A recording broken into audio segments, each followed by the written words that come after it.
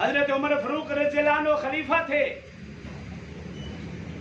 ایک جنگ سے مال غنیمت آیا اور ایک قیمتی چادر، شاہانہ چادر جو شہزادوں کے قابل تھی. جب مال غنیمت کی تقسیم کا وقت آیا اور دوران تقسیم جب وہ چادر حضرت عمر رضی اللہ عنہ نے اٹھائی، عبداللہ بن عمر بھی بیٹھے، حضرت حسین رضی اللہ عنہ میں بیٹھے، عبداللہ بن عمر کی نظر پڑی، فوراً سمجھ یہ بھی شہزادہ تو میں ہوں، امیر المؤمنین کا بیٹا تو میں ہوں، یقیناً ضرور بھی ضرور اس چادر کا، اس شاہانہ چادر کا حقدار بھی میں ہوں. لیکن حضرت عمر رضی اللہ عنہ نے مجمع میں دیکھا حضرت حسین رضی اللہ عنہ تشریف فرما ہے.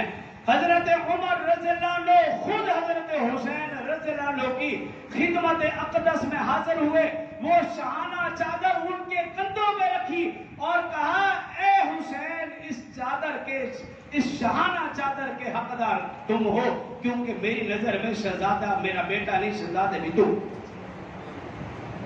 یہ ان میں تعلق تھا. اور پھر دیکھیے حضرت عمر رضی اللہ عنہ نے جب وظیفہ مقرر کیے، اپنا بیٹا عبداللہ بن عمر جو کہ بدری صحابہ میں سے تھا، اس کا وظیفہ مقرر کیا 500 درہم، 5000. لیکن جب حضرت حسین رضی اللہ عنہ کا وظیفہ مقرر کیا، ان کا وظیفہ بدری صحابہ کے برابر 5500 درہم مقرر کیا. عبداللہ بن عمر رضی اللہ عنہ نے ابا جان سے عرض کی، اے ابا جان میں تو بدری صحابہ میں سے ہوں، حضرت حسین تو بدری صحابہ میں سے نہیں ہے، لیکن میرا وظیفہ کم ہے، حضرت حسین کا وظیفہ مجھ سے زیادہ ہے.